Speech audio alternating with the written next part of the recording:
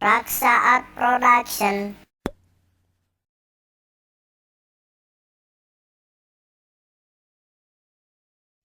Jadi cunduk kana waktu ninggang kana mangsa inu geulis teh diiring ku sakabeh bela tentara, diiring ku sakabeh para mena, diiring ku sakabeh para pongawa.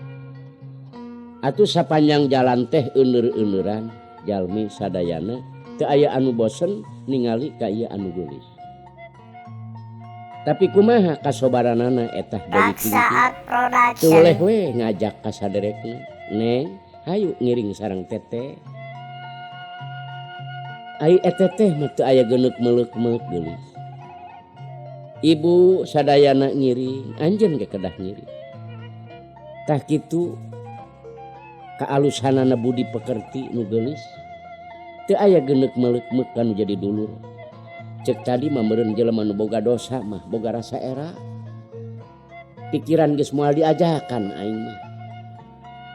Bagja ieu Dewi Kingkin jadi permeswari dan anom anu kasep ti nagara Banyuresmi. Anu akhirna barang dongkap ka nagara Banyuresmi.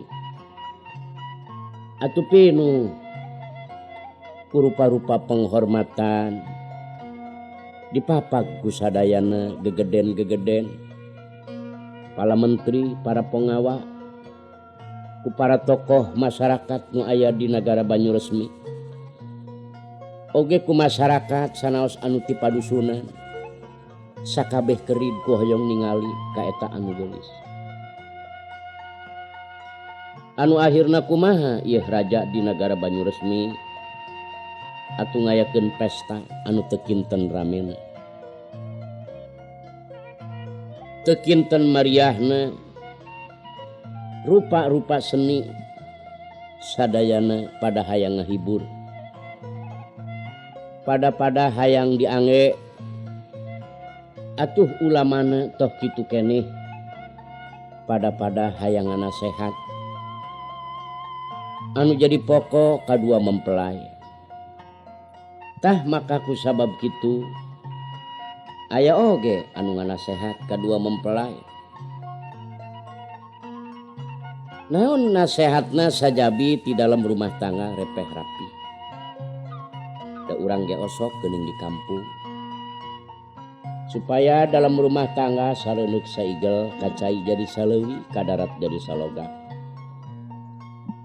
Sabobot sapihanean supaya sacangreud pageuh sagolek pangke. Di mana kacai daek mararani, di mana kadarat daek sarolat. Anu mudah-mudahan jadi salamet ti dunya sampai ke alam akhirat. Anu salajengna memang teu aya jalan. Geus kasatuan jeung persatuan teu penting. Jadi ieu raja teh di antara nagara Galuh Pakuan jeung nagara Banyuresmi keur mah tatangga negara katurug-turug jadi besan. Geus istilah besan ieu cek sawareh istilah besan teh sok siling gebesan. Aya cek sawareh besan-besan teh sok bae pisan. Cek sawareh besan teh bena sing jadi berkah, sina sing jadi salamet, nuna nikah. Jadi besan ieu supaya jadi berkah salamet nikah. Naon aya hartina ngabesan? Ngabesan aing teh ngaleuh. Bena babawaan, esna saaya-aya. Jadi ngabesan teh ngaleut babawaan saaya-aya. Nu metak ulah sok nampik rejeki lamun bawa besan nek loba nek saeutik tarima bae.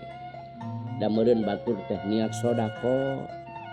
Ulah sok manang ku babawaanana. Ulah manang ku sebab seueur kuehna. Nu penting mah besan teh berkah salamet nih.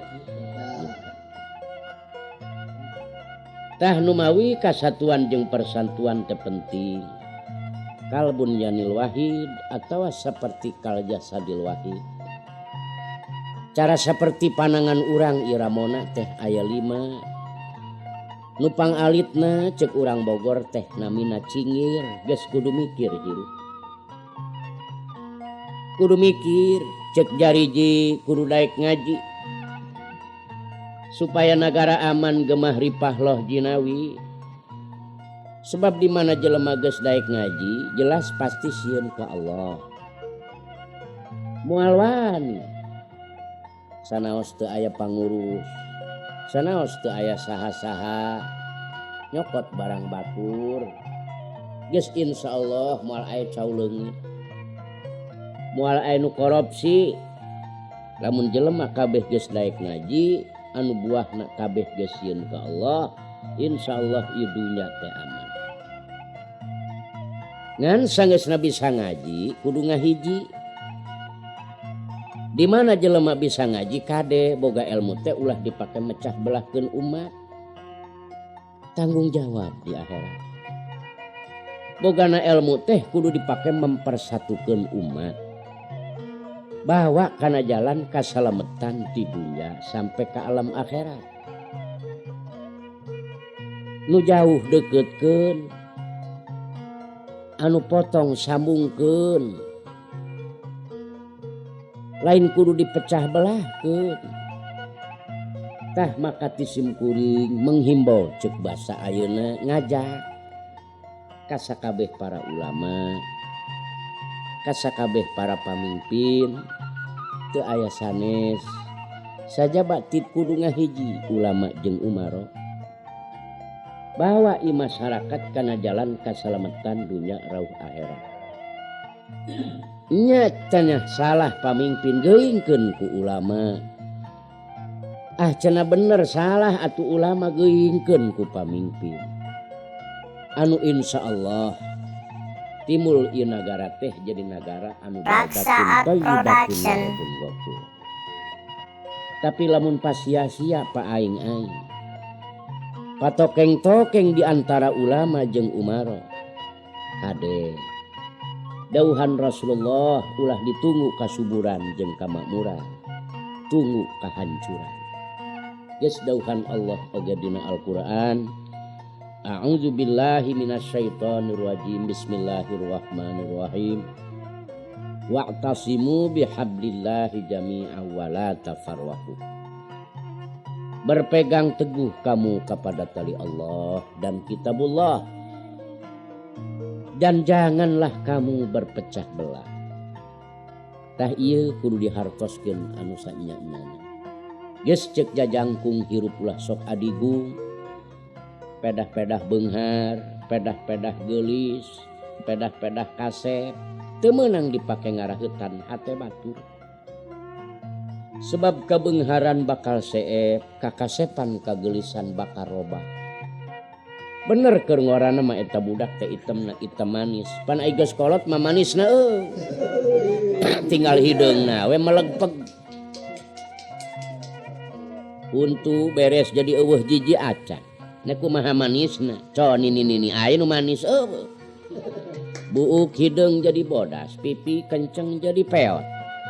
Tah anu metah ulah sok dipake ngaraheutan hate batur. Sanajan bisa silat, bisa tarate, bisa kelip. Sanajan boga ilmu-ilmu kalahiran. Mungguh Allah manusia teu aya nu gagah. Anu gagah mungguh Allah sanes eta. Diterangkeun ku hadis, nu gagah mungguh Allah, nu bisa ngadeukeutkeun diri ka Allah, boga amal sabada maut. Eta nu gagah. Sebab gagahna amal mah lain pikeun ngalawan manusia deui. Gagahna amal mah lain pikeun ngalawan peso deui. Gagahna amal teh pikeun ngalawan pertanyaan malaikat mungkar wa nakir.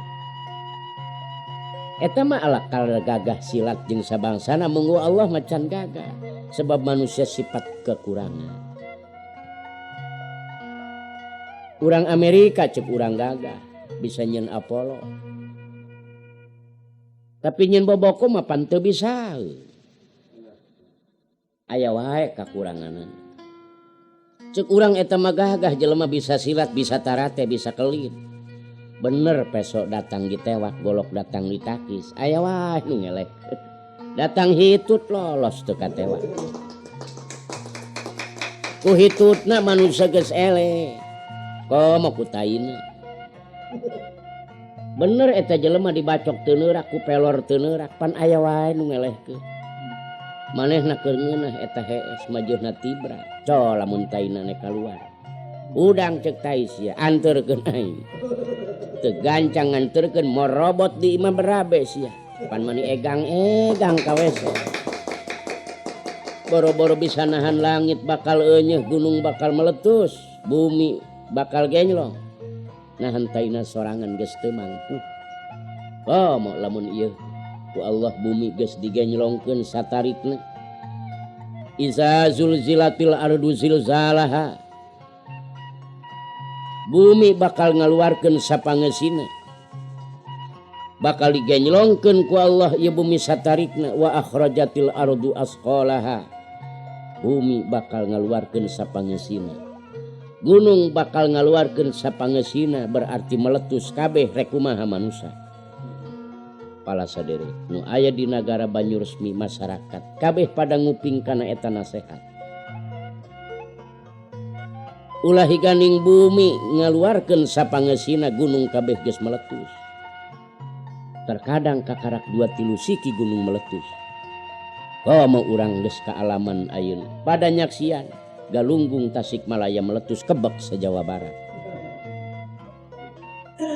tah maka ku sabab kitu cek curug ge hirup mah kudu daek ngawuruk kawajiban urang sarerea pertama-tama ngawurukan batur sakasur mana si kucrit ibuna barudak sebab eta tanggung jawab urang ti dunya sampai ke akhirat beres batur sakasur ibuna barudak atuh basur sadapur pala putra didik ku didikan agama pirang-pirang loba anak ngorek mencit ka indung mencit ka bapa akibat kurang didikan kosong tina didikan agama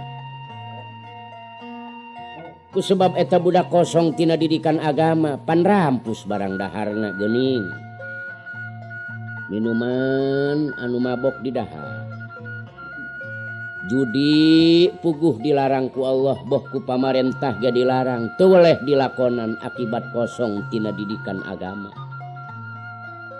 pel anu lain kadaharan manusia didalalaha cing eta hirup nek nepi ka labah mana nah teu inget bakal baralik ka alam akhirat mobil kaluar ti garasi jam genep bersih narik sapopoe ti jam genep nepi ka jam genep deui panteu wanian balik ka garasi ai kotor make turun heula ta mobil ka pangumaha eta supir nepi ka labah boga pikiran kitu kunaon ai mobil balik ka garasi boga rasa era ai dirina sorangan nek balik ka alam akhirat teu boga rasa ieu pinuh ku dosa dedeh teuing make teu hayang bebersih bisa nyalametkeun ka mobil ka diri sorangan teu bisa nyalametkeun pakaian kotor disarareuseuh sebab jelas kanyataan i pakaian lamun kotor moal bisa asup kana lamari tapi kunaon pakaian ai kotor diseuseuh ai diri sorangan hayang ka surga caremot ku dosa apa sakira surga narima ka jelema nu loba dosa pan teu sebab surga lain tempat kotor tah nu metah beres batur sakasur batur sadapur batur sasumur ajak tatangga bawa kana jalan kahadang beres batur sasumur atuh batur salembur beres batur salembur atuh batur sagubernur beres sagubernur atuh aya ti Jawa Barat mah nepi ka Jawa ti Timur sebab umat Islam teh di mana bae ayana eta teh kabeh geus dulur jeung dulur urang hirup kudu alala alakur sebab mau tidak mau bakal arasup ka lobang ku kubur ngan ulah kapanggih dewe keur zaman orde lama pernah ngadaang beas gulgur beas gulgur mah urang bikeun wae ka manuk tikukur ayeuna mah zaman orde baru geus subur mah makmur tinggal urang kabehan ka Allah maruji syukur pembangunan maju terus pantang mundur geus beres gotong royong silahkeun makan bajigur pan ngeunaheun pembangunan beres negara subur makmur ngeunah ka sarerea geus negara urang teh jadi negara baldatun thayyibatun warabun gopur di mana negara geus aman geus subur makmur urang ngeunah hees di kamar jeung pamajikan ngadu bujur